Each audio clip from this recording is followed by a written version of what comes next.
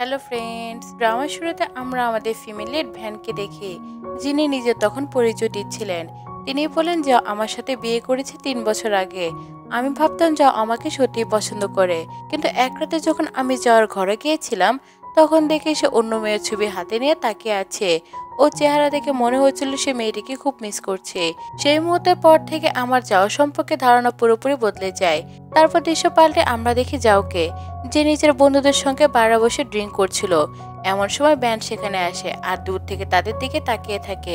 যাওয়ার এক বন্ধু বলে, তুমি জানো না নাকি ভ্যানকে বোকা বানানো এত সহজ নয়। আর মিং তো তোমার ভাবি, তোমার ভাই মারা যাওয়ার পর থেকে তুমি তার বাচ্চাকে আর মিংকে দেখাশোনা করেছো। যদি ভ্যান এসব জেনেছে তাহলে সে তোমার সঙ্গে কি করবে তুমি জানো তো? যাও হেসে বলে, ভ্যান তো পাগল একটা মেয়ে, সে কিছুই করতে পারবো না, আর এসব তার অজানায় থাকবে। কিন্তু এটা ঠিক, আমি মিংকে পছন্দ করি। ওর বন্ধুরা তখন হেসে ওঠে। এই কথা শুনে ভ্যান ভীষণ কষ্ট পায় এবং কান্না শুরু করে। ঠিক তখনই যাওয়ার মোবাইলে মিং এর মেসেজ আসে। ভ্যান চুপচাপ সরে যায় আর কিছুক্ষণ পরে মিং এসে পৌঁছায়। মিং যাওকে বলে, আজ তোমাদের ওয়েডিং অ্যানিভার্সারি, তাই ভাবলাম তোমাকে শুভেচ্ছা জানিয়ে যাই। যাও হাসতে হাসতে বলে, খুব ভালো লাগলো যে তুমি আমার কথা মনে রেখেছো। তারা দুজনে খুব আনন্দ করে কথা বলে। আর দূর থেকে এইসব কিছু ভ্যান দেখে তার ভিতরটা একদম ভেঙে যাচ্ছিল। এরপর ভ্যান নিজে লয়ারকে ফোন করে এবং বলে, আমি একটা এগ্রিমেন্ট সাইন করতে চাই, যত তাড়াতাড়ি সম্ভব ডিভোর্স এগ্রিমেন্ট তৈরি করুন, আমি আর যাওয়ার সঙ্গে থাকতে পারবো না। পরবর্তী দৃশ্যে আমরা দেখি ভ্যান সেই ডিভোর্স ফাইল নিয়ে যাওয়ার কাছে যায় আর যাওয়ার সামনে ফাইলটা ছুড়ে দিয়ে বলে, এটাতে সাইন করে দাও। যাও অবাক হয়ে জিজ্ঞেস করে, এটি কিসের ফাইল, কোনো প্রজেক্টের? ভ্যান কোনো উত্তর দেয় না, চুপ করে থাকে। যাও ফাইল না পড়ে তাতে সাইন করে দেয়। এরপর একটি ফ্ল্যাশব্যাক দেখা যায়। যখন ফ্যান লয়ারকে ফোন করছিল, তখন লয়ারে বলেছিল এই এগ্রিমেন্ট তৈরি করে 1 সপ্তাহ লাগবে। এই সময়ের মধ্যে আপনি এমন কোনো আচরণ করবেন না যাতে যাও বুঝে যায় আপনি ডিভোর্স চান। এই সময়ের মধ্যে আমি আপনাকে এগ্রিমেন্ট তৈরি করে দেব। ভ্যান তখন বলে, ঠিক আছে। বর্তমান দৃশ্যে দেখা যায় ভ্যান সে ফাইল নিয়ে বেরিয়ে আসে। তখন যাও তাকে থামায়। সেই বল, আমি তোমার সাথে একটা কথা বলতে যাচ্ছিলাম। তুমি জানোই তো আমার ভাই মারা গেছে, কিছুদিনের মধ্যে তার শেষকৃত কাজ হতে চলেছে। আমি চাই মিং আর তার সন্তান আমাদের বাড়িতে এসে থাকুক। আমি জানি তুমি তাদের খুব ভালোভাবে দেখাশোনা করবে। ম্যান মনে মনে ভাবে, আমি তো এখনো বাড়ি থেকে যাইনি, আর তুমি ইতিমধ্যে এত তাড়াহুড়ো করছো। সে মুখ কিছু না বলে ওকে বলে চলে যায়। পরে দেখা যায় ভ্যান ডিভোর্স ফাইল সহ সব কাগজ ঠিকঠাক করে রাখছে। তারপর বাইরে এসে দেখে মিং এবং তার সন্তানরা এসে গেছে। আজ আর ভাই বাচ্চাটি ঘরের জিনিসপত্র ভাঙচুর করছে। সব দেখে ভ্যান প্রচন্ড রেগে যায়। তারপর সে দেখে ছেলের দাদির শেষ আঁকা ছবিটা ভেঙে ফেলেছে। ভ্যান ছেলেটাকে চড় মারতে যাচ্ছিল। ঠিক তখনই যাও এসে বলে, তুমি একটা বাচ্চার সঙ্গে এমন আচরণ কিভাবে করতে পারো? তুমি কি এটা বুঝো না? ঠিক তখনই গ্র্যান্ড মা আর গ্র্যান্ডপার দিক থেকে লোকরা এসে পৌঁছে যায়। তারা বলে, এখানে যা কিছু ঘটেছে আমরা সেটা জেনে গেছি, আর তোমরা এত গুরুত্বপূর্ণ পেন্টিংটা নষ্ট করে ফেলেছো, এজন্য আমরা গ্র্যান্ডমাকে ডেকেছি। তারপর তারা মিং আর ভাইকে সঙ্গে নিয়ে সেখান থেকে চলে যায় এবং যাও বলে, ঠিক আছে, এইসব আমি আমার মতো করে হ্যান্ডেল করব। আমি গ্র্যান্ডপাকে বলে দেবো এই সব কিছু নাটক করা হয়েছে। কিন্তু ভ্যান, তোমার এটা করা একদম উচিত ছিল না, সে তো আমাদের অতিথি ছিলেন। এরপর সে সেখান থেকে চলে যায়। ভ্যান মনে করে দেয় যে যখন ওকে এভাবে তোলা হচ্ছিল, তখন যাওয়া তার জন্য কোনো পদক্ষেপ গ্রহণ করেনি আর ওর জন্য কোনো কথা বলেনি, অথচ মিং এর জন্য সবকিছু নিজের হাতে করেছিল। এটা থেকে সে একদম ভেঙে পড়ে। তারপর ভেতরে বলে, তুমি আমাকে আবার একবার ছেড়ে দিয়েছো, কিন্তু এবার আমি শুধু নিজের জন্য জীবন কাটাবো, আমার আর তোমাকে কোনো দরকার নেই। সে তখন চলে যাচ্ছিল। তখন এক ছেলে অর্থাৎ মিস্টার জ্যাং তাকে দেখছিল। তার বন্ধু বলে, তুমি কবে পর্যন্ত তাকে এভাবে দেখবে? এখনই যাও তার কাছে গিয়ে কথা বলো। জ্যাং বলে, সময় হলে আমি এই কাজটা করে ফেলবো। আগে আমি জানতে চাই যে ভ্যান আসলে কি চায়। আর এদিকে গ্র্যান্ডপা মিংকে খুব মারধর করে দিচ্ছেন। তিনি বলেন, আমি সবকিছু জানি, তুমি কি করে এসেছো। মিং বলে, আমি এটা ইচ্ছাকৃতভাবে করছি না, ভ্যান আমাকে বলেছিল এটা করতে। গ্র্যান্ডপা বলে, আমি জানি সে এইসব কিছুই বলতে পারে না। এরপর মিং গ্র্যান্ডপাকে গালিগালাজ করে। তখন গ্র্যান্ডপা লাঠি তুলে মারে। ঠিক তখনই যাও এসে মিংকে প্রোটেক্ট করে এবং মিং এর জায়গায় নিচে দাঁড়ায়। যাও বলে, এতে তাদের কোনো দোষ নয়, আমি তোমার ছবি আর পেন্টিং সবকিছু সুরক্ষা করতে পারিনি, তাই আমাকে মারো। গ্র্যান্ডপা তখন তাকে মারতে থাকেন আর দূর থেকে ভ্যান সবটাই দেখছে। সে বলে, দেখো মিগের জন্য তুমি কত সহজে প্রোটেক্ট করছো, কিন্তু আমার সময় তুমি এমন কিছুই করোনি, এমনকি আমার দিকে ফিরেও তাকাওনি। কিছু সময় পরে যাওয়ার কাছে গিয়ে জিজ্ঞেস করে, তুমি মিংকে এত বেশি কেন প্রোটেক্ট করছো? সে তো তোমার ভাগ্নিপতি, তাই না? যাও বলে, তুমি তোমার জিভ সামলে কথা বলো, এখন আমার ভাইয়ের শেষকৃত্য চলছে, তাই তুমি এই ধরনের কোনো কথা বলতে পারবে না। এরপর ভ্যান যাওকে ঠেলে দেয় আর মিং লাফিয়ে নিচে পড়ে যায়। যা বললে তুমি কি পাগল হয়ে গেছো, তুমি কি করছো? ম্যান বলে আমি জানি তোমার মনে কি আছে, তুমি যদি চাও তুমি তোমার অনুভূতি প্রকাশ করতে পারো। আমি এটাও জানি যে তুমি প্রতি রাতে মেয়ের ছবি দেখো এবং তার ছবির সাথে কথা বলো। এটা শুনে যাও তাকে থাপ্পড় মারে এবং বলে আমার প্রাইভেসি বিষয়ে তোমার কোনো ইন্টারফেয়ার করার দরকার নাই, তোমার কেবল নিজের জীবনে মনোযোগ দাও। ম্যান বলে ঠিক আছে, এখন থেকে আমি শুধু আমার নিজের জীবনে মনোযোগ দিব, আর আমি আর তোমাকে কোনো ডিস্টার্ব করবো না, আর তুমি আমার জীবনে কোনো ইন্টারফেয়ার করবে না। এ বলে সে সেখান থেকে চলে যায়। আর যাও এখনো কেবল মিংয়ের দেখভাল করতে ব্যস্ত ছিল। মিস্টার জো সবটা দেখছিল এবং তখন তিনি ভ্যানকে কল করে। ভ্যান তাকে বলে অনেকদিন পর তুমি কল করেছো, কি হয়েছে? মিস্টার জ্যাং বলে যাও তোমার কোনো যত্ন নেয়নি, সে খুব খারাপ মানুষ। এখন আমি দেখছি সে কিভাবে ম্যাংয়ের যত্ন নিচ্ছে, আর তুমি পাশে দাঁড়িয়ে আছো। তুমি যদি বলো তাহলে আমি তাকে কি এখনই মারতে পারি। ভ্যান তখন রাগে বলে ঠিক আছে করো। তখন মিস্টার জ্যাং দ্রুত গাড়িয়ে ছেলে সেখান থেকে বেরিয়ে যায়। যাও তখন পাশে সরিয়ে দাঁড়ায়, তাই তার কিছুই হয় না। ম্যান রেগে গিয়ে বলে তুমি পুরোপুরি পাগল হয়ে গেছো নাকি? মিস্টার জ্যাং বলে তুমি তাকে ডিভোর্স দিয়ে দাও, আমি এখন থেকে তোমাকে সাহায্য করব।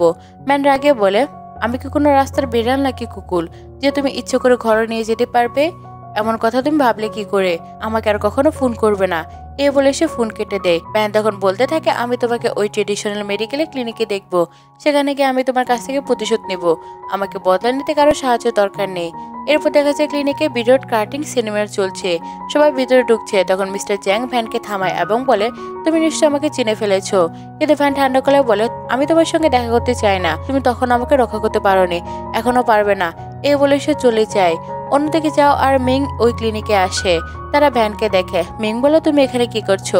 তুমি তো কোনো বিশ্ববিদ্যালয়ে গ্র্যাজুয়েটেড নও, আর এখানে মাস্টার জুতো শুধু নিজে স্টুডেন্টদেরকে ডেকেছে, আমাদের মনে হয় না তুমি কোনো স্টুডেন্ট। ঠিক তখনই মাস্টার জু আসে।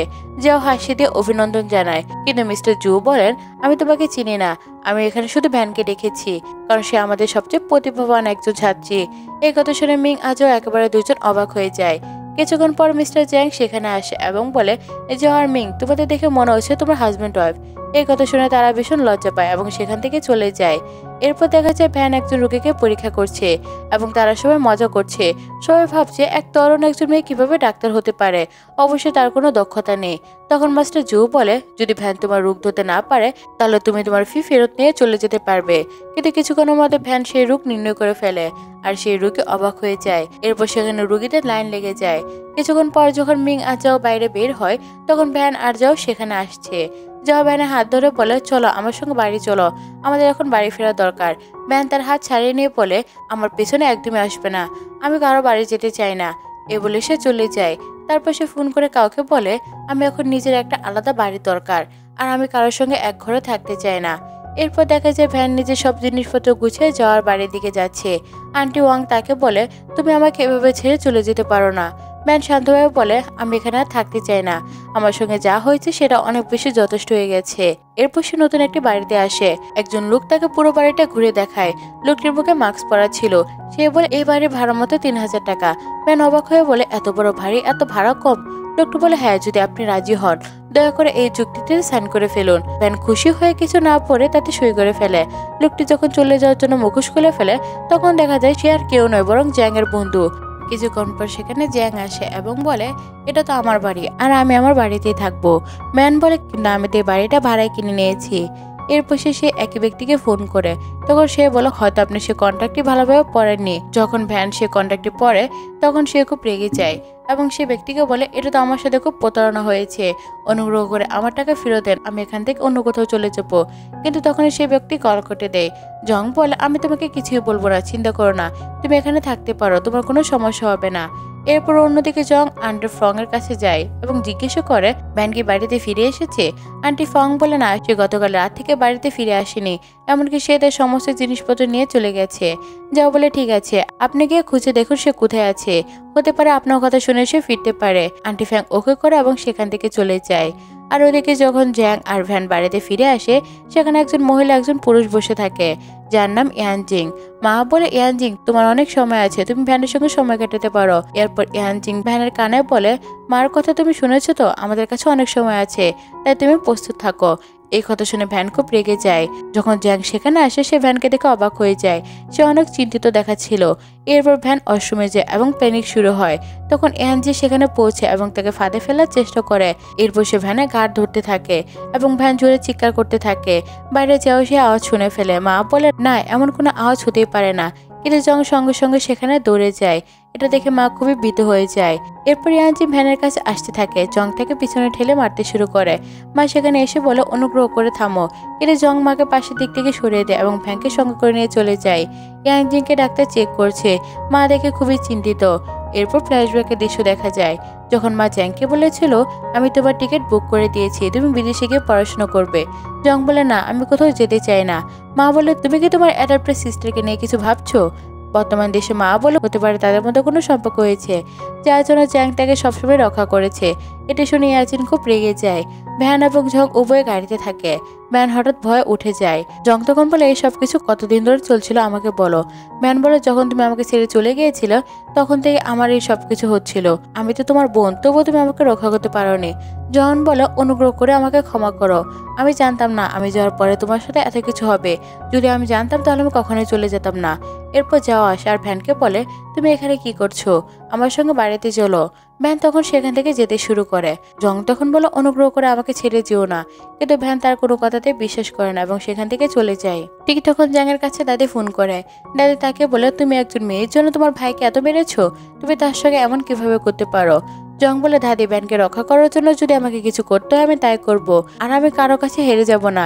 সে আমার ভাই, কিন্তু তাকে ভ্যানের সঙ্গে এমন কিছু করা উচিত ছিল না। এদিকে যখন ভ্যান এবং জও যাচ্ছিল ভ্যান বলে আমি তোমার সঙ্গে যেতে চাই না। যা বলে তুমি এখনো সেই বিষয়ে আমার উপর রেগে আছো। দেখো এই বিষয়টা এত বড় ছিল না। ভ্যান বলে আমি জানি এই বিষয়টা তোমার কাছে হয়তো বড় ছিল না, কিন্তু আমার কাছে এই বিষয়টা অনেক বড়। তুমি এখন একজন খুবই সস্তা মানুষ। আমি তোমাকে আর ভালোবাসি না এবং আমি তোমাকে একদমই পছন্দ করি না। এরপর অন্যদিকে যখন ভ্যান তার কাছে ব্যস্ত থাকে তখন দাদি তার চেক আপের জন্য আসে। ভ্যান তার চেক আপ করছে। তখন দাদি বলে আমি শুনেছি তুমি ডিভোর্স পেয়েছো, তাই আমি চাই তুমি এখন আমার নাতিকে নিয়ে ভাবো। আমি এইসব ব্যাপারে কিছু বলতে চাই না। তুমি দ্বিতীয় বা তৃতীয় বিয়ে করো, কিন্তু তুমি জানো আমার নাতির নাম জাং। এই কথা শুনে ভ্যান হাসতে শুরু করে এবং বলে না না, আমি এখনো কোনো বিয়ে করতে চাই না। এখন আমি শুধু আমার নিজের জীবনে মনোযোগ দিতে চাই। দাদি বলে ঠিক আছে, কোনো সমস্যা নেই, কিন্তু যখন তুমি বিয়ের কথা ভাববে তখন অবশ্যই আমার নাতির কথা ভাববে। তারপর দাদি তার হাত থেকে একটি কার্ড দেয় এবং সেখান থেকে চলে যায়। অন্যদিকে জ্যাংয়ের বন্ধু তাকে একটি কার্ড দেয়। বন্ধু বলে এটার উপর অনেক সুন্দর শুভেচ্ছা লেখা আছে এবং তুমি যার সঙ্গে চাও তার সঙ্গে তোমার বিয়ে হবে। এরপর জ্যাং সে কার্ড নিয়ে চলে যায়। এরপর অন্যদিকে ভ্যান একটি পার্টিতে যায়। সেখানে সে চ্যানকে তার উপহার দেয়। সেখানে দাদিও উপস্থিত থাকে। দাদি বলে তুমি তো ঠিক সময় এসে পৌঁছেছ, চলো আমি তোমাকে আমার নাতির সাথে পরিচয় করে দেই। আমার নাতি তো সেই দিকে আছে। ভ্যান দাদির দিকে নাতিকে খুঁজতে যায়। সেখানে সে জংকে দেখে। যখন জং পিছন ফিরে তাকায় ভ্যান দেখে অবাক হয়ে যায়। সে বলে দাদিকে তাকে আমার জন্য সাজেস্ট করছেন।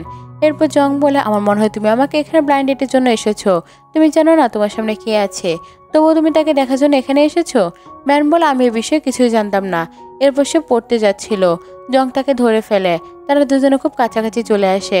ঠিক তখনই যাও আর মিং সেখানে এসে যায়। যাও বলে তোমরা দুজনে কি করছো?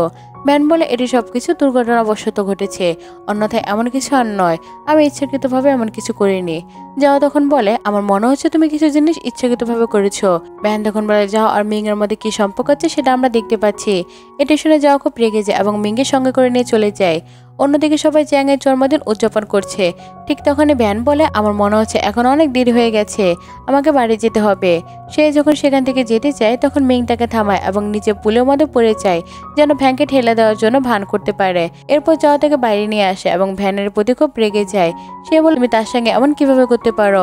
তোমার তো একটুও বুদ্ধি নেই। তুমি বলো তুমি কি করে তাকে ঠেলে দিলে? ভ্যান আবার তাকে ঠেলে দেয় এবং বলে আমি ঠিক এভাবে ঠেলে দিয়েছিলাম। এরপর সে সেখান থেকে চলে যায়। এরপর জংয়ের বন্ধু বলে এটা সত্যি খুব বেয়াদব হয়েছে। জং বলে আমি জানি সে খুব জেদি, যখন সে কিছু করার সিদ্ধান্ত নেয় তখন সে সেটাই করে ফেলে। এরপর জং ব্যানকে বলে আসো এখানে বসো, এত রাতে তোমার কোনো ট্যাক্সিও মিলবে না, আমি তোমাকে বাড়ি পৌঁছে দেই। যদি তুমি না আসো আমি নিচে তোমাকে নিয়ে যাব। ব্যাং মনে করে এটা আগেও ঘটেছিল, যখন ভ্যাং জংয়ের সঙ্গে রেগে গিয়েছিল জং তাকে গাড়িতে তুলে নিয়েছিল। বর্তমান দেশে ভ্যান বলে ঠিক আছে আমি নিজেই আসছি। এরপর সে গাড়িতে বসে যায় এবং জং তাকে তার পয়েন্টে পৌঁছে দেয়। ভ্যান বলে আমাকে বলো আমি তোমাকে এখন কত টাকা দিব।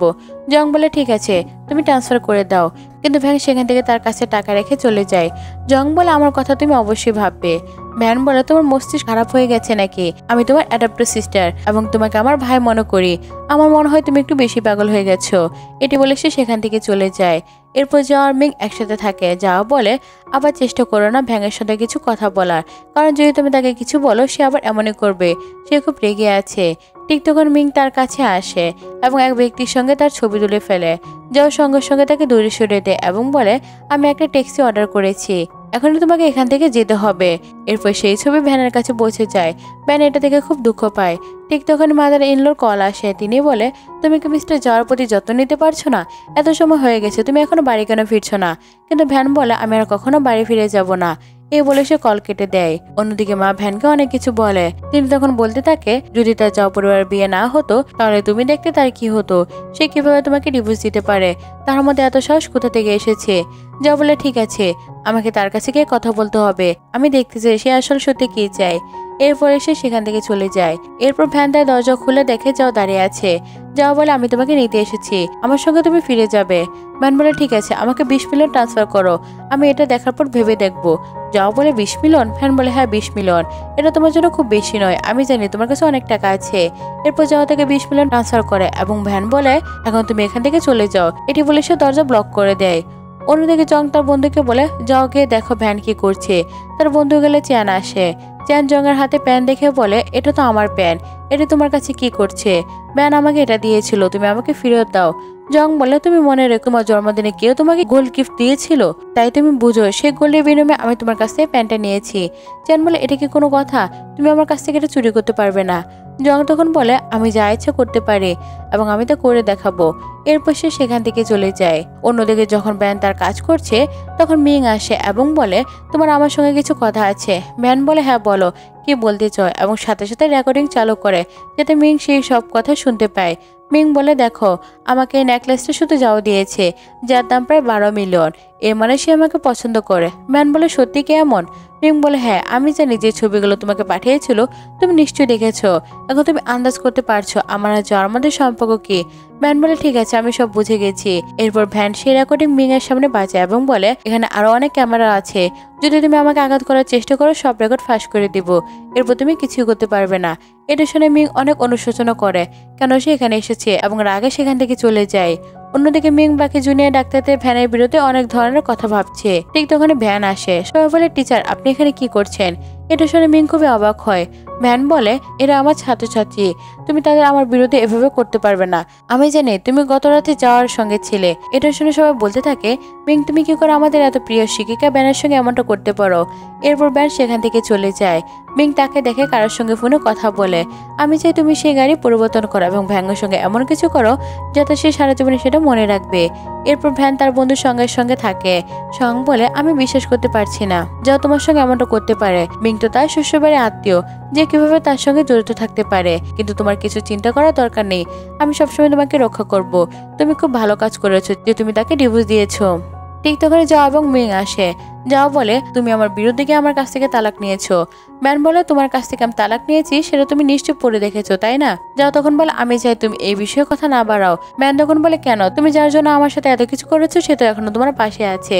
যাও তখন বলে সে তো তোমার শ্বশুরবাড়ির আত্মীয় এবং এর চেয়ে বেশি কিছু নয়, তুমি তার সাথে কেন হিংসামি করছো? ঠিক তখন জং আসে। জং ফ্যানকে বলে তুমি এসব লোকের সামনে থেকে চলে যাও, আমাকে বলো এখানে কোন গাড়িটা তোমার ভালো লাগছে, যদি তুমি পছন্দ করো আমি সেটা পেমেন্ট করে দেবো। এরপর ওনার বলে ভ্যান ইতিমধ্যে একটি গাড়ি পছন্দ করেছে। ঠিক তখন জং এবং ভ্যাং দুজনে একসাথে কার্ড বের করে, কিন্তু ওনার জং এর কার্ড নেয় এবং ভ্যানকে বলে স্বামী থাকা সত্ত্বেও তুমি কেন খরচ দিচ্ছ, আমি জানি জংই তোমার সবকিছু পেমেন্ট করবে। এরপর জং ভ্যানকে বলে আমাদের এখান থেকে চলে যাওয়া উচিত, অনেক দেরি হয়ে গেছে। এরপর তারা দুজন গাড়ি নিয়ে চলে যায়। এটি যাও এবং মিং দেখছে। যাও খুব রেগে যায়। মিং বলে তোমার রাগ করার দরকার নেই, তোমাকে জানতে হবে জং এবং ভ্যাঙের মধ্যে কি ঘটছে। যাও তার মনে বলে আমি জানি সে শুধু মিং এর দিকে হিংসা হচ্ছে, তাই সে আমাকে হিংসা করানোর জন্য এসব করছে, এছাড়া তার মনে আর কিছুই নেই। এরপর ভ্যান এবং জং যখন বাড়ি ফিরে আসে, ভ্যান বলে পেনটি আমাকে ফেরত দাও। জং বলে তুমি তো এটা আমাকে উপহার দিয়েছিলে, তুমি কিভাবে অন্য কারো কাছ থেকে উপহারটা ফেরত নিতে পারো? ভ্যান বলে ঠিক আছে আমি তোমার সঙ্গে আর কথা বলবো না, কিন্তু তুমি আমাকে এটা বলো তুমি আমার কেন এত যত্ন নিচ্ছ এবং আমাকে এত সাপোর্ট দিচ্ছ, পরে তুমি আবার আমাকে ছেড়ে চলে যাবে না তো? যেমন আগে আমাকে ছেড়ে চলে গিয়েছিলে। জং বলে, তুমি আমাকে কেন এমন মানুষ মনে করছো? জানো, আমি তোমার এখন অনেক বেশি যত্ন নিতে চাই। ব্যান তখন বলে, আমার এতে কোনো পার্থক্য পড়ে না। এই বলে সে সেখান থেকে চলে যায়। এরপর যখন ব্যান তার কাজ করছে, তার অ্যাপার্টমেন্টে লাইট চলে যায়। যে কাস্টমার সার্ভিসকে কল করে বলে, আমার রুমে লাইট বন্ধ হয়ে গেছে, অনুগ্রহ করে কিছু করুন। কাস্টমার সার্ভিস বলে, যদি আপনার কোনো গুরুত্বপূর্ণ কাজ থাকে তাহলে 108 নম্বর রুমে চলে যান, আমরা লাইট পুনরুদ্ধার করছি, আসতে কিছু সময় লাগতে পারে। এরপর ভ্যান যাওয়ার রুমের বাইরে দাঁড়ায়। জং দরজা খুলে বলে, তুমি এখানে কি করছো? তুমি বলেছিলে তুমি আমার মুখও দেখতে চাও না, তাহলে তোমার কি আমার কোনো সাহায্য লাগবে? ভ্যান বলে, আমাকে এখানে কাজ করার জন্য আসতে হলো, না হলে আমি এখানে আসতাম না। এরপর সে তার কাজ শুরু করে এবং জংকে বারবার কল করছে। এটি জং দেখছে। ভ্যান যখন ঘুমিয়ে পড়লে জং তখন তার কাছে আসে এবং সে ভ্যানকে তুলে নিয়ে রুমে শুয়ে দেয়। ভ্যান সকালে উঠে দেখলো সে তার অ্যাপার্টমেন্টে নয়। এরপর সে যখন বাইরে যায় তখন সে বাইরে জংকে দেখে। জংকে দেখে সে একদম অস্বস্তিতে পড়ে যায়। জং তখন তাকে তাচ্ছিল্য করে বলে, তুমি জানো তোমার প্রিয় স্বামী আরো অনেক মেয়েকে প্রলোভন করে ফেলেছে। আমি জানি এই কারণে তুমি তার সঙ্গে থাকতে চাও না। ঠিক তখন ব্যানের কাছে কল আসে। তাকে বলা হয় শীঘ্রই একটি নিলাম অনুষ্ঠিত হতে যাচ্ছে, যেখানে 100 বছরের পুরনো জিনিসপত্র থাকবে। তাকে অবশ্যই সেখানে থাকতে হবে। একইভাবে জ্যাং গ্র্যান্ডপা থেকে কল পেয়েছে। তাকে বলা হয় তুমি অবশ্যই নিলামে যোগ দিবে। কল কাটার পর দেখা যায় প্রফেসর জু আর গ্র্যান্ডপা একসাথে বসে আছে। অর্থাৎ এটি তাদের পরিকল্পনা যাতে জুং আর ব্যাং একসাথে সময় কাটাতে পারে। অন্যদিকে মিং এবং জও নিলামে যাচ্ছিল। ঠিক তখনই ভ্যাং এবং জুও আসে। জও ভ্যানকে সঙ্গে করে নিয়ে যায় এবং বলে, তুমি এখানে ওই লোকের সাথে কি করছো? তুমি আমার কলের উত্তর কেন দিচ্ছ না? আমি তো ক্ষমা চাইছি, দয়া করে আমার বাড়িতে ফিরে আসো। ভ্যান বলে, আর যাই কিছু হোক না কেন, আমি তোমার বাড়িতে আর কখনো ফিরবো না। এরপর সে সেখান থেকে চলে যায়। কিছু সময়ের মধ্যে নিলাম শুরু হয়। ভ্যান একটি আইটেমে খুব পছন্দ করে, কিন্তু জং এবং মিং তার ওপর খুব বেশি বিট দিচ্ছিল। ঠিক তখন এই জং সর্বাধিক বিট করে এবং সে আইটেমটি ভ্যানকে উপহার দেয়। ভ্যান বলে, এটা আমি তোমাকে উপহার দিতে চাই, আমি পেমেন্ট করব, তবে তুমি আমার কাছ থেকে বেশি কিছু আসার চেষ্টা করো না এবং আমাকে ফ্ল্যাটও করো না। এরপর সে তাকে ঘৃণা করে সেখান থেকে চলে যায়। অন্যদিকে জং ভ্যাংকে মেসেজ করে, কিন্তু ভ্যাং কোনো উত্তর দেয় না। তিনি রেগে যায়। এই সময় সে তার শৈশবের ছবি দেখে, যেখানে তার মায়ের অমলেট ছিল। সে বলে, এটি আমার কাছ থেকে হারিয়েছিলাম, আর কখনো পাইনি। সে সঙ্গে ছবি পাঠায় এবং বলে, আমি চাই তুমি আমার মায়ের অমলেটটি খুঁজে আমাকে ফেরত দাও। এরপর সঙ্গে একটি দোকানে যায় এবং দোকানদার একই ধরনের অমলেট দেখায়। সে ছবি তুলছে। ঠিক তখন যাও আসে এবং বলে, এটি মিঙের ছিল, তুমি আমাকে দাও। সং বলে, তোমার মাথা কি খারাপ হয়ে গেছে নাকি? এটি আমার বন্ধুর অমলেট, আমি এটা নিজের সঙ্গে নেব। এটি ভ্যানের অমলেট। এরপর সে সেটি সঙ্গে করে নিয়ে চলে যায়। যাও বলে, ভ্যানের? কিন্তু এটা কিভাবে ভ্যানের হতে পারে? এরপর সে ভ্যানের বাড়িতে যায়। বারবার দরজায় নক করে, ঘন্টা বাজাচ্ছে। কিছুক্ষণ পর দরজা খুলে ভেতরে যায়। সে জংয়ের অ্যাপার্টমেন্টে চলে যায়। কিন্তু ঠিক তখন জং আসে এবং ভ্যান ঝ্যাংকে দেখে ভয় পেয়ে যায়। জং বলে, চিন্তা করো না, তুমি এখন পুরোপুরি নিরাপদ। ভ্যান তাকে ধন্যবাদ জানায় যে সে যাও থেকে তাকে বাঁচিয়েছে। এরপর সে যাওয়ার সময় পা পিছলে যায় এবং জং তাকে ধরে রাখে। এটা দেখে সে একদম অস্বস্তিতে পড়ে যায় এবং লজ্জা অনুভব করে। সে বলে, তুমি আমাকে এখনো রক্ষা করেছো, আমি তোমার প্রতি একদম কৃতজ্ঞ। তারপর সে তাড়াতাড়ি চলে যায়। অন্যদিকে গ্র্যান্ডপা ভ্যানের সঙ্গে দেখা করতে আসে। তিনি বলে, তোমার আমার গ্র্যান্ডসনকে খুব পছন্দ হয়েছে। ভ্যান বলে, এই বিষয়ে আমি কিছু ভাবিনি। গ্র্যান্ডপা ভ্যানকে তার গ্র্যান্ডসনের ছবি দেখায় এবং বলে, প্রতিনিয়ত এই ছবিটা দেখবে, এতে তোমার খুব ভালো লাগবে। আর আমার গ্র্যান্ডসন তো খুবই হ্যান্ডসাম। এরপর মোমো সেখান থেকে চলে যান। ভ্যান যখন জংয়ের ছবি দেখছিল ঠিক তখনই যাও আসে এবং বলে, তুমি এখনকার ছবি দেখছো? ভ্যান বলে, আমি মেন মডেলদের ছবি দেখছি, যাদের সাথে আমি খুব আগ্রহী এবং আমি তাদের সাথে বিয়ে করব। যাও বলে, ঠিক আছে, আমি তোমার জীবনে আর কখনো হস্তক্ষেপ করব না, কিন্তু তুমি আমাকে বলো তোমার কাছে যে অমলেটটা ছিল সেটা কি তোমার বন্ধু দিয়েছে নাকি? কারণ এটা মিং এর। ঠিক তখন মিংও আসে এবং বলে, দেখি ভ্যান জোকে কিভাবে অস্বীকার করতে পারে। এরপর মাস্টার জু আরো কিছু মানুষ আসে এবং বলে, যে ট্রাক লঞ্চ করেছিলে তা সফলভাবে কাজ করছে এবং সবারই তো অনেক বেশি উপকার পাচ্ছে। এটা আমাদের জন্য অনেক বড় সাফল্য। এরপরে দেখা যায় একটি ইভেন্ট অনুষ্ঠিত হয় যা মিস্টার জু বিশেষভাবে ভ্যানের জন্য রেখেছিল। সেখানে দেখা যায় ইয়ানজো এসেছে এবং তার ইন্টেনশন এখনো খারাপ। ঠিক তখনই জং পৌঁছে বলে, আমি জানি ব্যাংক যে ড্রাগস লঞ্চ করেছে তা রোগীদের জন্য খুব ভালো। ব্যান একটি মাউসকে সে ইঞ্জেকশন দেয় যাতে ড্রাগ থাকে। তারপর মাউসটি মারা যায়। লোকেরা দেখে এবং চিন্তা করে এটি অ্যান্টিভাইরাস ড্রাগ, কিন্তু মনে হয় এই ড্রাগ যদি রোগীর উপর ব্যবহার করা হয় তাহলে তারা মারা যেতে পারে। ব্যানের উদ্দেশ্য মোটেও ভালো নয়, সে সবাইকে মারতে চায়। সবাই ব্যানের বিরুদ্ধে কথা বলতে শুরু করে। ব্যান বলে, আমি মেডিসিন নিজে দিয়েছিলাম, সে মেডিসিনে ক্যান্সার ছিল, অর্থাৎ মাউসেরও ক্যান্সার হয়েছিল। এখন আমি তাকে আমার ড্রাগস দিচ্ছি। পরবর্তীতে সে আরেকটি ইঞ্জেকশন দেয় এবং কয়েক মুহূর্তের মধ্যে মাউস পুরোপুরি সুস্থ হয়ে যায়। সবাই দেখে অবাক হয় এবং ব্যাংকে প্রশংসা করতে শুরু করে। মিং তখন শকড হয়ে যায়। সে বলে, এটি কিভাবে সম্ভব? পাশে ফ্ল্যাশব্যাকে দেখা যায় যখন মেডিসিন চেঞ্জ করছিল ভ্যান তা দেখেছিল এবং সেফটি পিকশট নিয়েছিল। বর্তমান দেশে ভ্যান ঘোষণা করে এখন এই মাউসের জন্য আর কোনো ক্যান্সার সেল নেই এবং খুব শীঘ্রই তার শরীর রিপেয়ার হয়ে যাবে আর আমার মেডিসিন এভাবেই কাজ করবে। এরপর সেখানে একটি ভিডিও দেখানো হয় যা মিং এর ভিডিওতে দেখা যায় যে মেডিসিন চেঞ্জ করতে গিয়েছিল। সবাই দেখে খুব অবাক হয় এবং মিং বলে না আমি এটা করিনি। যাও বলে স্ক্রিনে তো তুমি নিজেই দেখাচ্ছ তাই না, অর্থাৎ তুমি সব করেছো। ঠিক তখন পুলিশ আসে এবং মিংকে সঙ্গে করে নিয়ে যায়। এরপর ভ্যানের কাছে একটা ড্রিঙ্ক আসে। ইয়ানজি তা দেখে খুব খুশি হয়। ফ্ল্যাশব্যাকে দেখানো হয় ইয়ানজি ড্রিঙ্কের মধ্যে ড্রাগ দিয়েছিল এবং অন্য এক মেয়ের সাথে প্রচুর টাকা দিয়ে বলেছিল যেন ওই ড্রিঙ্কে ভ্যানের কাছে পৌঁছায়। পরবর্তী দৃশ্যে দেখা যায় ভ্যান সে মেডিসিন পান করে কিন্তু ঘরে ফিরে তার শারীরিক অবস্থা খুব খারাপ হয়ে যায়। ঠিক তখনই যাওয়া আসে এবং ভ্যানকে উদ্ধার করার চেষ্টা করে কিন্তু জং আসে যাওয়াকে ভয় দেখে অচেতন করে এবং ভ্যানকে তুলে নিয়ে চলে যায়। ভ্যান যখন চেতনা আসে তখন হঠাৎ করে উঠে বসে। সে খুব ভয় পেয়েছিল। জং বলে তোমার ভয় পাওয়ার কোনো দরকার নেই, তোমার এখনো একটা সুযোগ আছে, তুমি আমার কাছে ফিরে আসতে পারো। আমার কাছে তোমার একটা কার্ড আছে এবং সবকিছু আছে, চাইলে আমরা এখনো বিয়ের সনদপত্র তৈরি করতে পারি। ভ্যান এটি ভাবছিল ঠিক তখন বাইরে যাওয়া রিপোর্টারের সঙ্গে পৌঁছে এবং বলে এবার তোমার সবাই দেখতে পারবে যে আমার স্ত্রী আমাকে ধোঁকা দিয়েছে এবং সে অন্য এক পুরুষের সঙ্গে রয়েছে। ঠিক তখন জন এবং ভ্যাং আসে। জং বলে আপনারা দেখতে পাচ্ছেন যে তারা এখন একসঙ্গে ছিল। ঠিক তখন ভ্যাং তার মুখের সামনে ডিভোর্সের এগ্রিমেন্ট মারে এবং বলে আপনি খুলে পড়ে দেখুন, এতে আপনার নিজেরই সাইন আছে, আমার কোনো দোষ নেই। রিপোর্টার সে ডিভোর্স এগ্রিমেন্ট দেখে এবং যাও দেখে। যাও বলে এটা হতে পারে না, আমি তো সাইন করিনি। ভ্যান বলে আপনি নিজে সাইন করেছিলেন, তা আপনি নিজেও জানেন। ঠিক তখনই যাও মনে করে যখন ভ্যান তার কাছে একটা ফাইল নিয়ে এসেছিল সেটা কোনো প্রজেক্টের ফাইল ছিল না বরং ডিভোর্স এগ্রিমেন্টের ফাইল ছিল।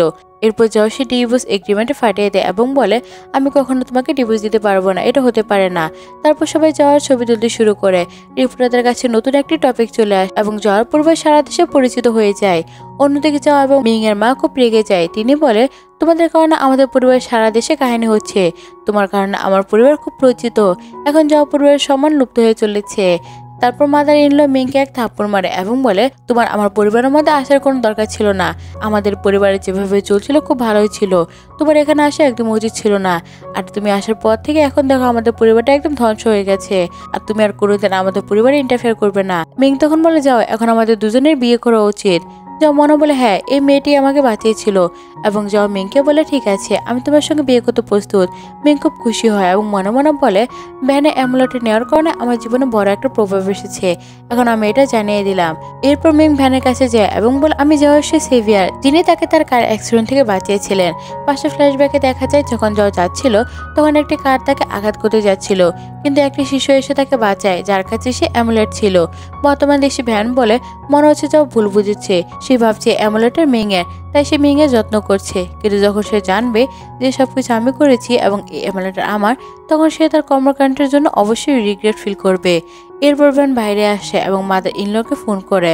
তিনি বলে তুমি যাওকে ছেড়ে দিয়ে মোটেও ভালো কাজ করেনি, এবার দেখবে আমি তোমার সঙ্গে কি করি, তুমি অবশ্যই অনেক বেশি রিগ্রেট ফিল করবে যে যাওকে ছেড়ে দিলে। কল কেটে যায় আর ভ্যান মনে মনে বলে আমি যাওকে ছেড়ে দিয়ে কখনো রিগ্রেট ফিল করবো না, আমি জানতাম সে কেমন মানুষ। এরপর ভ্যানকে জোর করে কেউ নিয়ে যাওয়ার চেষ্টা করে যে সবকিছু দেখে এবং ভ্যানকে বাধা অবস্থায় বসানো হয়। এটি করার জন্য যাওয়ার মা সামনে আসে এবং ভ্যানকে একটি কাগজ সাইন করতে বলে, না হলে আমরা এখন তোমার সাথে এমন কিছু করবো যা তুমি সারা জীবন মনে রাখবে। ভ্যান খুব ভয় পেয়ে যায় এবং বলে ঠিক আছে আমি সাইন করব। সে সাইন করতে শুরু করে কিন্তু সে তখন এসে প্যান দিয়ে মমকে আঘাত করে এবং সঙ্গে সঙ্গে সেখান থেকে পালিয়ে যায়। ঠিক তখন জং পৌঁছে। জং ভ্যানের কাছে আসে এবং মমকে বলে তোমাদের কিভাবে সাহস হলো ভ্যানের সঙ্গে এমন আচরণ করার, এবার দেখো পুলিশ তোমাদের সাথে কি করবে। এবং মমকে পুলিশে গ্রেফতার করে নিয়ে যায়। ঠিক তখন যাও এবং মিংও আসে। আমাদের খুব শীঘ্রই বিয়ে করতে হবে। ঠিক তখন ভ্যান বলে যাও যে কার অ্যাক্সিডেন্টে মিং তোমাকে বাঁচিয়েছিল এটা একদমই না। যাও বলে এর মানে কি? ভ্যান বলে এই বিষয়ে আমি তোমাকে কিছু ব্যাখ্যা দিতে চাই, আমি শুধু এটুকুই বলতে চাই কাল হাজির হও, আমরা ডিভোর্স সার্টিফিকেট বানাবো, এরপর তুমি চাইলে তুমি তোমার সিভিয়ারের সঙ্গে থাকতে পারো। এই বলে ভ্যান চলে যায়। অন্যদিকে জ্যান ভ্যানকে অ্যাপয়েন্টমেন্ট দিয়ে সার্টিফিকেট বানাতে সাহায্য করে। ভ্যান বলে ঠিক আছে আমি তোমার সঙ্গে ম্যারেজ সার্টিফিকেট বানাতে রাজি। এই শুনে জং খুব খুশি হয়। এরপর তারা দুজনে সার্টিফিকেট বানাতে আসে এবং সেখানে তার মিং এবং জাওকে দেখতে পায়। মিং বলে দেখো এটি কেবল একসঙ্গে তো হয়েছে, আমরা দুজনে এখানে আমাদের ম্যারেজ সার্টিফিকেট বানানোর জন্য এসেছিলাম। ভ্যান বলে এটি তো খুব ভালো খবর, অভিনন্দন, এবং আমি চাই তোমরা দুজন একসাথে খুব ভালো থাকো। ঠিক তখন জ্যাং আসে এবং তার ভ্যানের হাত ধরে বলে ও এখন আমাদের এখান থেকে চলে যাওয়া উচিত, অনেক সময় হয়ে গেছে, তুমি এখন অনেক ক্লান্ত। এই শুনে যাও এবং মিং অনেক বেশি অবাক হয়। তারা বলে বউ মানে? জিয়াং বলে হ্যাঁ, আমরা এখানে শুধু এসেছিলাম যাতে আমাদের বিয়ে সার্টিফিকেট বানাতে পারে। এরপর সে এটাতে সার্টিফিকেট দেখায়। মিং বলে এটা কিভাবে সম্ভব, যেহেতু ডিভোর্স দিয়েছিল তুমি তার সঙ্গে বিয়ে করেছো? জিয়াং বলে আমাকে তার এক্স হাজবেন্ডকে ধন্যবাদ দিতে হবে যে সে তাকে ছেড়ে দিল যাতে সে আমার কাছে ফিরে আসতে পারে। এখন আমরা দুজন বিয়ে করে নিয়েছি এবং আমরা দুজন অনেক বেশি খুশি। এরপর মিং বাড়ি ফিরে খুব রেগে যায়। সে সবকিছু উল্টোপাল্টা করে ফেলছে এবং আন্টি ভ্যাংকে থাপ্পড় মারে। পেছন থেকে যাওয়া এসে সব দেখছে। ঠিক তখন দৃশ্যটি ফ্ল্যাশব্যাকে চলে যায়। যা বাড়ি ফিরে আসে তখন ভ্যান তার সাথে খুব ভালো ব্যবহার করছে এবং তার অনেক বেশি যত্ন করছে। বর্তমান দেশে যাওয়া মিংকে দেখে এবং তখন সে রিগ্রেট ফিল করা শুরু করে যে দুজনের মধ্যে কত পার্থক্য। তখন যাওয়া মিংকে বলে ব্যাস যথেষ্ট হয়েছে, এর বসে তুমি আর কিছুই ভাঙবে না। মিং পরে যাওয়ার কাছে ক্ষমা চাই। সে বলে আমি খুব রেগেছিলাম, এই জন্য বুঝতে পারিনি আমি কি ভাঙছি, এসব কিছুর জন্য আমাকে ক্ষমা করো। এরপর যাও মনে মনে বলে আমি নিজে তো নিজেকে কন্ট্রোল করতে পারছি না, আমার সেভিয়ার আমাকে কি মনে করছে। আর কি সে কি আমার সত্যি সেভিয়ার নাকি না? ঠিক তখন আন্টি ভ্যাং বলে তোমরা কি জানো ভ্যাং ফিরে আসবে কিনা? যা বলে সে আমাকে বলেছে তার বিয়ে হয়েছে, কিন্তু আমি জানি সে কেবল আমাকে দেখানোর জন্য এটা করেছে, সে অবশ্যই ফিরে আসবে। ঠিক তখন আন্টি যাওকে একটি বক্স দেয়। যাও সেই বক্স খোলার পর দেখে তার মধ্যে একটি অ্যামলেট রয়েছে এবং সেখানে একটি ছোট মেয়ের ছবিও ছিল। সেখানে সে অ্যামলেট পরেছিল। ঠিক তখনই যাও বুঝতে পারে যে মিং সেভিয়ার নয়, বরং তার আসল সেভিয়ার শুধুমাত্র ভ্যান। তারপর সে ভ্যানকে খুঁজতে দেওয়ার চেষ্টা করে। মিং বলে প্লিজ তুমি আমাকে এভাবে ছেড়ে যেও না। যাও তাকে থাপ্পড় মারে এবং বলে যা কিছু হয়েছে সবকিছুর জন্য তুমি দেয়, যদি তুমি এখানে না আসতো তবে আমার আর ভ্যানের মধ্যে কখনো ডিভোর্স হতো না। এরপর সে রেগে সেখান থেকে চলে যায়। এটা দেখে মিং খুব আতঙ্কিত হয়ে পড়ে এবং দ্রুত আন্টিকে কল করে। অন্যদিকে আন্টি ভয়ে ভয়ে কল ধরে। জং বলে ফোন স্পিকারে মুডে করো। তখন মিং বলে সবকিছু আপনার কারণে হয়েছে, আপনি আমাকে বলেছিলেন ভ্যান এবং জকে আলাদা করে দিই। যখন আমি তাদের সঙ্গে বিয়ে করেছি তখন সব সত্যি জানতে পেরেছে। এখন সে আমাকে ছাতে এসেছে, সবকিছু আপনি করেছেন, আমি এটা করতে চাইনি। এখন আমার আর কিছু করার নেই, আমাকে বলুন এখন আমি কি করব, আমরা এই ঘর থেকে কিভাবে বাঁচবো। এই সময় আন্টির ক্যারেক্টার সকলের সামনে প্রকাশ পায়। জ্যাং আন্টিকে বলে আপনি খুব ভালো কাজ করেছেন যে ভ্যাং এবং জকে আলাদা করে দিয়েছেন। বলে আমি একটা অসাধারণ স্ত্রী পেয়েছি যে এখন আমাকে খুব যত্নশীলভাবে দেখভাল করছে। ঠিক তখনই ভ্যান আসে। আন্টি সেখানে ঝুঁকে বসে আত্মঘাতী হওয়ার চেষ্টা করতে থাকে। সে বলে আমি জানি সবকিছু আমার ভুল, এটা আমার করা উচিত ছিল না, প্লিজ আমাকে ক্ষমা করে দাও। এরপর সে ভ্যানের কাছে ক্ষমা চায় এবং বলে প্লিজ আমাকে ক্ষমা করে দাও, আমি মরতে চাই না। কিন্তু ঠিক তখন কার্টের সে তাকে তুলে নিয়ে যায় এবং তখন যাওয়া আসে এবং ভ্যানের কাছে ক্ষমা চেতে শুরু করে। সে বলে আমি শুধু মিংয়ের কথায় বিভ্রান্ত হয়েছিলাম, আমি কেবল তোমাকে ভালোবাসি, আমার সঙ্গে বাড়ি ফিরে চলো, আমাকে আর একটা সুযোগ দাও, আমি সব ঠিক করে দেব। ভ্যান বলে আমি তোমার সঙ্গে একদিন নয় বরং 3 বছর ছিলাম, সেই 3 বছরের মধ্যে তুমি আমার সততা চিনতে পারোনি। তুমি কি মনে করেছিলে আমি তোমার অনুগত্য নই, যে কারণে তুমি আমাকে ছেড়ে মিংয়ের কাছে চলে গিয়েছিলে, তুমি আমার সঙ্গে প্রতারণা করেছিলে। এখন তোমাকে আমার দরকার নেই, আর আমার এখন হাজবেন্ড আছে, এখন তুমি যা খুশি করতে পারো, তাতে আমার কিছু যায় আসে না। এরপর কার্টের যাওকে ধরে নিয়ে যায়। জং বলে তার পা ভেঙে ফেলে দাও। তারপর ভ্যাং জংকে ধন্যবাদ জানায়। সে বলে এখন আমাদের এখান থেকে চলে যাওয়া উচিত। জং বলে থাকো, আমি তোমার জন্য একটা জিনিস দেখাতে চাই। এরপর সে একটি রুমে নিয়ে যায়। ভ্যান তার সামনে দাঁড়িয়ে বলে তুমি তো সবসময় আমাকে এই রুমে যেতে নিষেধ করতে। ফ্ল্যাশব্যাকে দেখা যায় যখন জ এবং ভ্যাং সেই রুমের বাইরে দাঁড়িয়ে থাকে। তখন যাও তাকে ভিতরে যেতে না দিয়ে বলে এটা শুধুমাত্র আমার রুম, তুমি ভিতরে যেতে পারো না। বর্তমান দেশে জং বলে এবার আমি নিজে তোমাকে রুমের ভিতরে নিয়ে যেতে চাই। ভ্যান রুমের দরজা খুলে দেখে সব জায়গায় তার নিজের ছবি ঝুলছে। এটা থেকে সে খুব অবাক হয়ে যায়। সে বলে তুমি এটা কখন করেছো? জং বলে আমি 3 বছর আগে থেকে বুঝতে পেরেছিলাম যে আমি তোমাকে পছন্দ করি, তারপর ভাবলাম তোমাকে ছেড়ে কোথাও যাব না। ভ্যান বলে এর মানে যাও সত্যি বলছিল, তুমি 3 বছর ধরে আমাকে পছন্দ করো। জং বলে আমি কেবল পরিবারের কারণে বিদেশে গিয়েছিলাম, অন্যতে আমার কখনো এমন করতাম না। আর সেখানে যাওয়ার আরেকটি কারণ ছিল আমাদের অনুভূতির জন্য কিছুটা সময় দেওয়া, কারণ আমি ভয় পেতাম তুমি যদি আমাকে ছেড়ে চলে যাও।